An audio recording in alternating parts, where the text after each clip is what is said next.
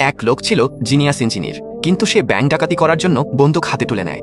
তবে আশ্চর্যের বিষয় হলো $5 লাখ লুট করার পরও সে পালিয়ে যায়নি, বরং সে পুলিশের অপেক্ষা করতে লাগলো। ধীরে ঘুরে দাঁড়িয়ে বাইরে থাকা পুলিশকে দেখতে লাগলো। তার মুখে গ্রেফতারের ভয় ছিল না, মনে হচ্ছিল সে যেন এই মুহূর্তটারই অপেক্ষায় ছিল।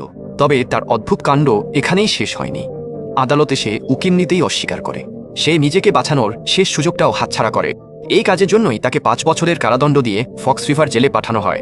বিচারকের সাজার রায় শুনেও তার মুখে অনুশোচনা ছিল না, কারণ জেলেই ছিল তার আসল গন্তব্য। ফক্স রিভার জেলে ফাহাদের পা রাখতেই বিপদ তাকে ঘিরে ধরে।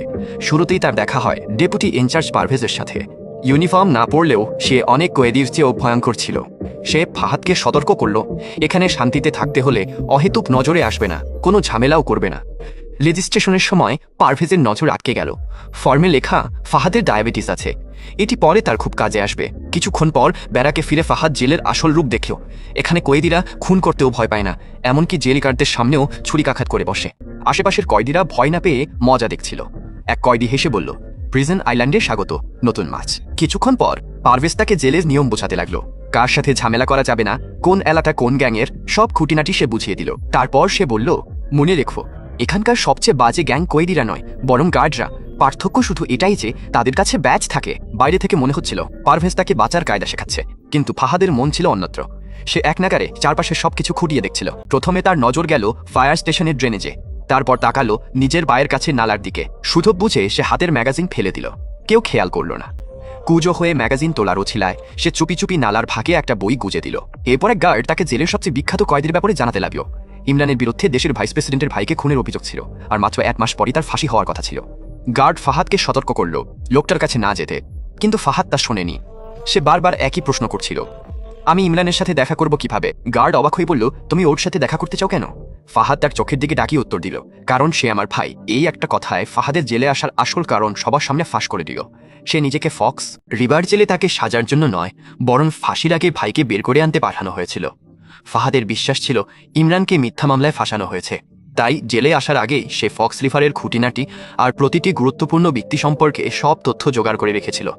ভাইয়ের কাছে পৌঁছাতে ফাহাদ প্রথমে জেল ফ্যাক্টরির ইনচার্জ আব্বাসকে খুঁজে বের করে। সে বেশি কথা না বলে পকেট থেকে কাগজের একটা সারস বের করে আব্বাসের সামনে রাখল, কিন্তু আব্বাস তাতে কোনো গুরুত্বই দিল না। সে ঘুরে কাগজের পাখিটা ডাস্টবিনে ফেলে দিল।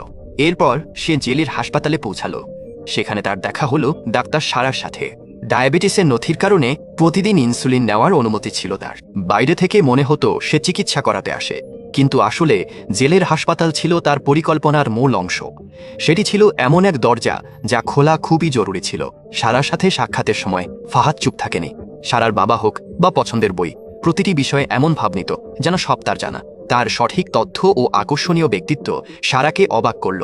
চাইলেও সে এই নতুন বন্দীকে এড়াতে পারছিল না, কিন্তু সারা জানত না যে ফাহাদের জেলে আসার অনেক আগেই সারার জীবন আর ব্যাকগ্রাউন্ডের সব তথ্য ফাহাদ জোগাড় করে ফেলেছিল। একদিন সারা জিনিস নিতে অন্যদিকে ঘুরতেই ফাহাদ সুযোগ বুঝে পকেট থেকে আরেকটা কাগজের সারস বের করে চুপচাপ ড্রেনে ভাসিয়ে দিল। কিছুক্ষণ পর ফাহাদ ব্যারাকে ফিরতেই এক গার্ড দরজায় এলো। গম্ভীর স্বরে বলল, তৈরি হও, জেলার সাহেব তোমার সাথে দেখা করবেন। এ কথা শুনে ফাহাদ চমকে উঠল। ফক্স রিভার জেলে খুব কম কয়েদিকেই জেলার একা রাখতেন।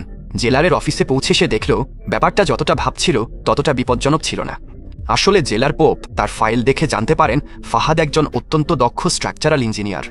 অন্যদিকে জেলানের স্ত্রীর বিশ্বের ঐতিহাসিক আর প্রাচীন স্থাপনার প্রতি বেশ আগ্রহ ছিল। তাদের বিয়ের 44তম বার্ষিকী আসছিল। জেলার স্ত্রীকে এমন উপহার দিতে চাইলেন যা সে আজীবন মনে রাখে। ফক্স রিভার জেলে কাঠের কাঠি দিয়ে তাজমহল বানানোর কাজ শুরু হয়ে গিয়েছিল, কিন্তু কাজ যত এগোতে লাগলো এর ভেতরের গঠন দুর্বল হতে থাকলো, আর পুরো কাঠামোটি ভেঙে পড়ার উপক্রম হলো। জেলার পোপ অনেক চেষ্টা করেও নকশাটি বুঝতে পারলেন না, তাই তিনি ফাহাদের সাহায্য নেওয়ার সিদ্ধান্ত নিলেন, যাতে ফাহাদ এই শেষ নির্মাণ কাজটি সম্পূর্ণ করে।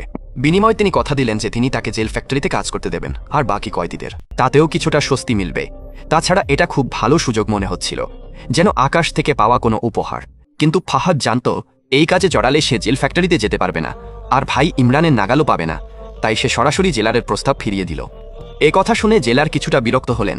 ফক্স রিভার জেলে তার সাহায্য পাওয়ার সুযোগ সবার মেলে না।